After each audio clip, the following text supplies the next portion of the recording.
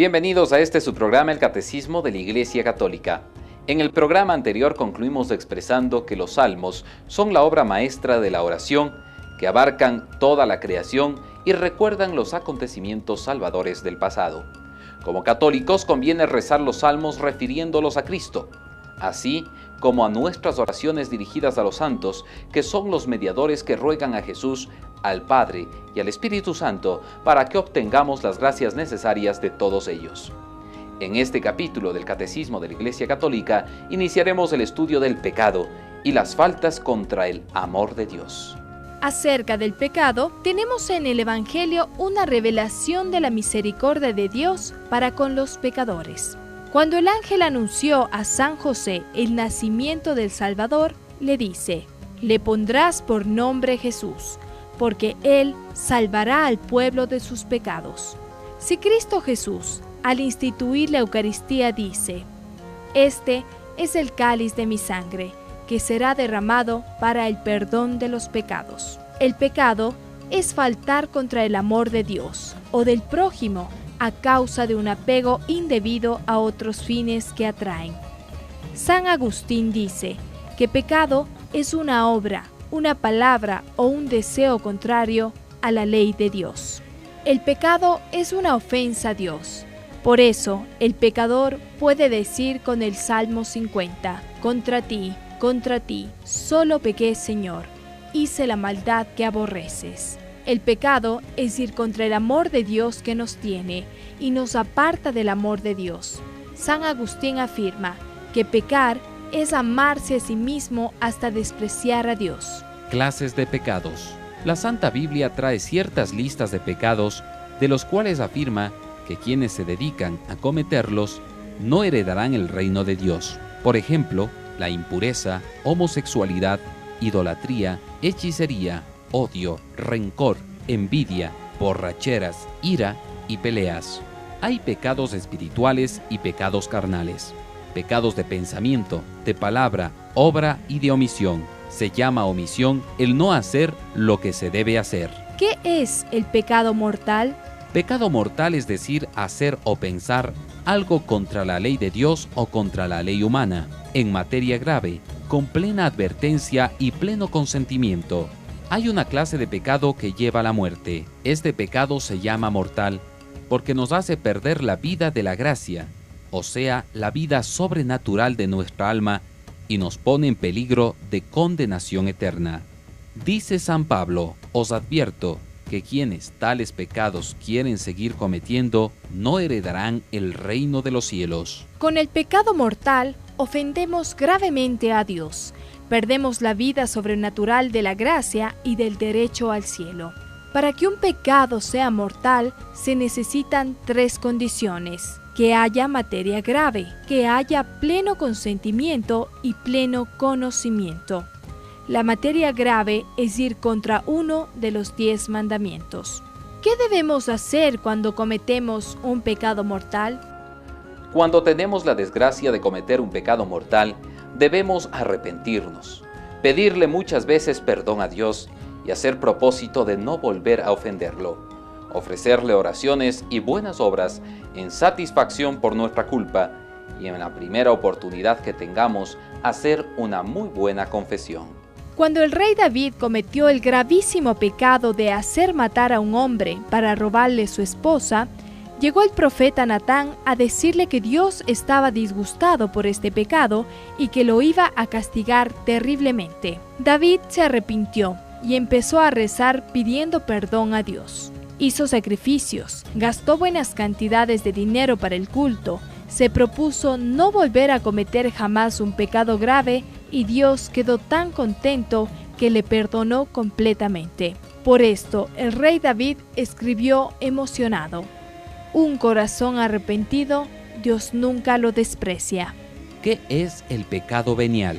Pecado venial es hacer, decir o pensar algo contra la ley de Dios o contra la ley humana en materia leve, pero sin grave advertencia o sin grave consentimiento. Si alguno ve que un hermano comete un pecado que no es de muerte, ruegue por él y el Señor le dará la vida espiritual, porque hay pecados que no llevan a la muerte, Con el pecado venial, disgustamos a Dios, se afea nuestra alma, perdemos grados de gloria para el paraíso eterno y nos disponemos al pecado mortal. Jesús decía: quien es infiel en lo poco, también será infiel en lo mucho. El peor defecto del pecado venial es que nos lleva poco a poco a cometer pecados graves. Por ejemplo, quien empieza robando cosas pequeñas puede llegar a ser un ladrón de cosas grandes.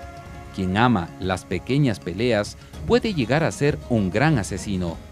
Quien se expone al peligro, en él perece, dijo Salomón. También el pecado venial existe cuando la materia no es grave o cuando no hay pleno conocimiento o consentimiento. El pecado venial es señal de que hay un afecto exagerado a los bienes creados. Impide progreso del alma en la virtud y va llevando poco a poco a cometer el pecado mortal, pero no priva de la amistad con Dios. Es casi imposible para el ser humano permanecer sin cometer pecados veniales, pero no les consideremos poca cosa, porque si no son tan temibles por su peso, sí lo son por su cantidad. Muchas gotas forman un río, muchos granos forman un gran montón. Cada pecado que se comete trae facilidad para cometer nuevos pecados, y se forma el vicio por la repetición de actos, y llegan las malas costumbres, porque cada pecado tiende a reproducirse y repetirse. Los pecados capitales se llaman así porque son causa de otros muchos pecados, y son 7: orgullo, avaricia, envidia, ira, impureza, gula y pereza. ¿Qué rectificaciones hay para no cometer pecados? La Iglesia Católica ha experimentado 4 enmiendas muy efectivas para no cometer pecados. Primero, orar, pedir mucho a Dios para que nos ayude. Segundo, evitar las ocasiones de pecado. Tercero, pensar que Dios nos oye, nos ve y lleva cuenta de todo lo que hacemos. Cuarto, recordar que todo pecado disminuye nuestra amistad con Dios y trae correctivos. ¿Qué creemos cuando decimos creo en el perdón de los pecados? Cuando decimos creo en el perdón de los pecados, creemos que Jesucristo dejó a la Iglesia el poder de perdonar los pecados, especialmente por los sacramentos del bautismo y la confesión. En la primera aparición que Jesús hizo a sus apóstoles les dijo: recibid el Espíritu Santo. A quienes les perdonéis los pecados, les quedan perdonados. A quienes se los retuviereis, les quedan retenidos. Este poder que Jesús le dio a sus apóstoles ha pasado a los sucesores de ellos, que son los obispos y sacerdotes. El perdón de los pecados. El bautismo es el primer sacramento para el perdón de los pecados. En el momento de recibir el bautismo, se le perdonan a la persona todos los pecados, pero la persona tiene todas las debilidades de la naturaleza y los movimientos de la concupiscencia que llevan al mal, y no es suficiente, valiente y vigilante, para evitar toda mancha de pecado. Por eso es necesario que la Iglesia tenga el poder de perdonar los pecados que se cometan después del bautismo. Jesucristo envió a sus apóstoles a predicar en su nombre la conversión para el perdón de los pecados, y les dio lo que se llama el poder de las llaves cuando dijo a San Pedro: te doy las llaves del reino de los cielos. Lo que desates en la tierra quedará desatado en el cielo. No hay ninguna falta, por grave que sea, que la Iglesia no pueda perdonar. No hay nadie tan perverso y culpable que no pueda esperar con confianza su perdón, siempre que su arrepentimiento y su deseo de volverse mejor sea sincero. Los sacerdotes han recibido un poder que Dios no dio ni siquiera a los ángeles o a los arcángeles. Dios desata allá arriba todo lo que el sacerdote desata aquí abajo. Si en la Iglesia no hubiera perdón de los pecados, no tendríamos esperanza de conseguir la vida eterna. Concluimos este capítulo de su programa El Catecismo de la Iglesia Católica, expresando que el pecado es faltar contra el amor de Dios o del prójimo a causa de un apego indebido a otros fines, con plena advertencia y pleno consentimiento nuestro.